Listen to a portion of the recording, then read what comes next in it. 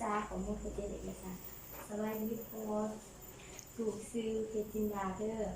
เป็นพยาบาลอยู่ตึกนี้มีดูจะมาซักยาเขากับสีกระปุกพอเดอร์พอซื้อนั่นเองตัวอยู่ป่านไหนเมื่อไรที่พอจึงทรงในการซักยาคือเฮ็ดให้การเก็บอวดของพอลดลงสุขสบายในส่วนที่เราหาค่ะพออยากเขาห้องน้ำด้วยว่าไปล้างหน้าตาพอไปก่อนเนี่ยเดินในขณะที่เราหาเดินมา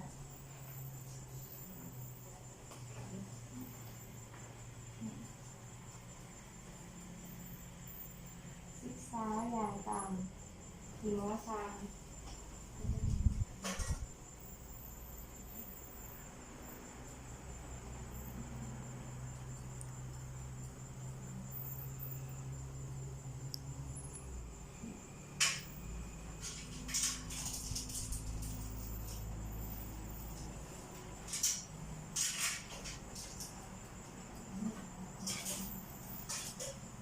และ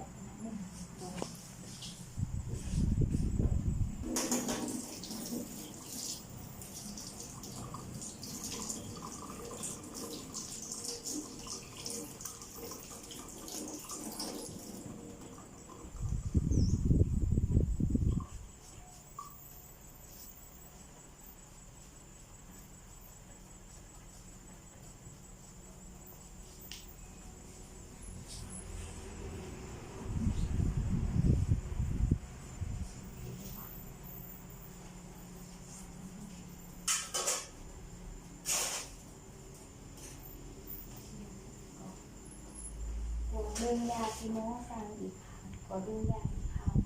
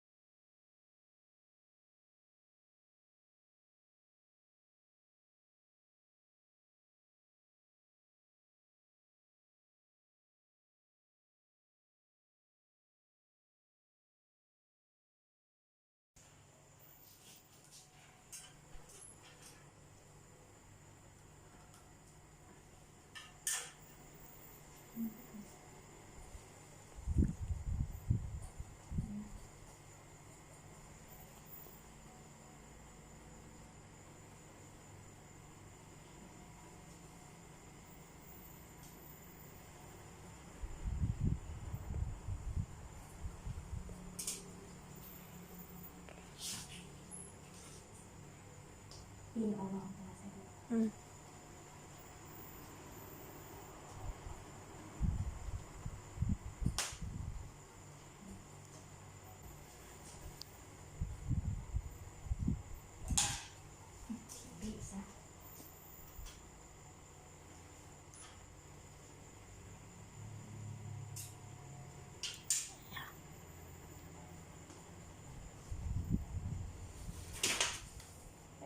จะซักบูหายปลายเค็มสัมผัสกับขอบเกลือ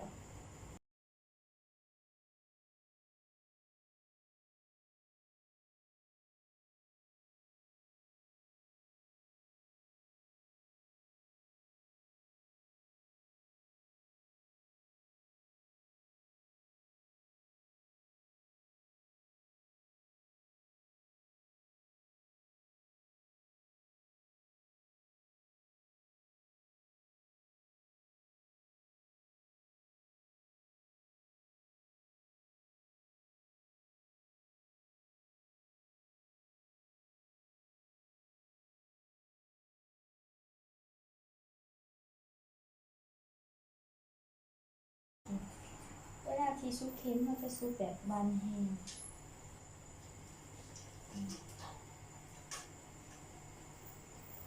เอียงหัว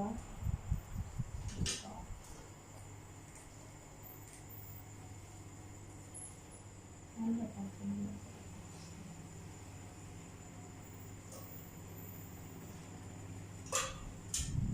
ขวดยา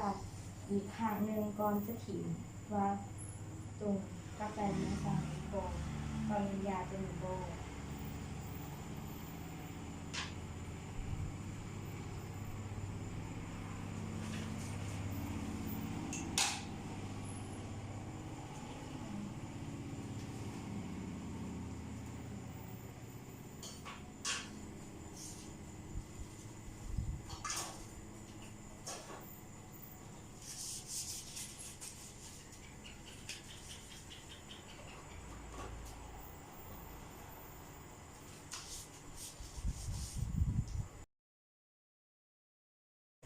นั่นคือของน้องคุณจิ๊บ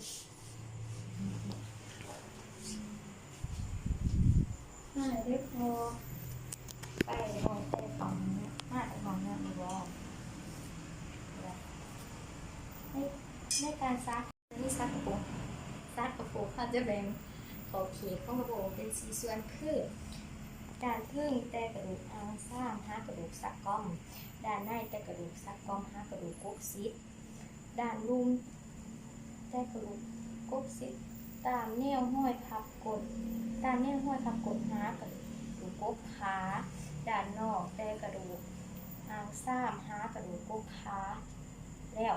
เข้ามาแบ่งเครื่องออกเป็น4ส่วนเขาจะซัก1/4ด้านทึ่งเบื้องนอกอนามัยบริเวณที่จะซักเขาจะได้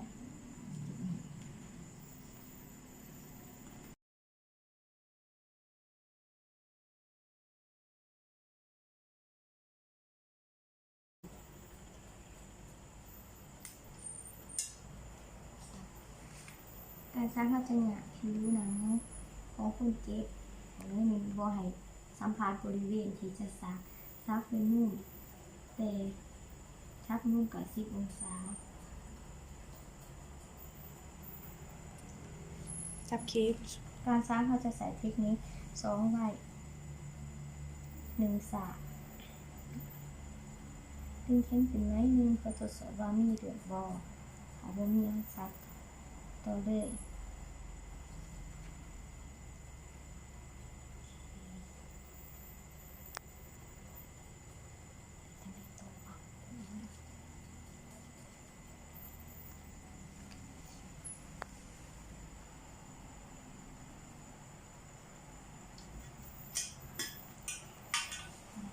บ่ให้คมบ่ให้เนียนปฏิบัติด้วยความนิ่มนวล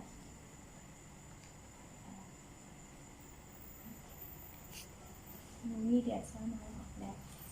เดี๋ยวด้วยพอได้ภาวะพร้อมมีอาการเมื่อยหรือว่าบอกเป็นคืนนั่งเกิดงานหายก็ดูเด้อบ่ต้องเกรงใจขอบใจเด้อ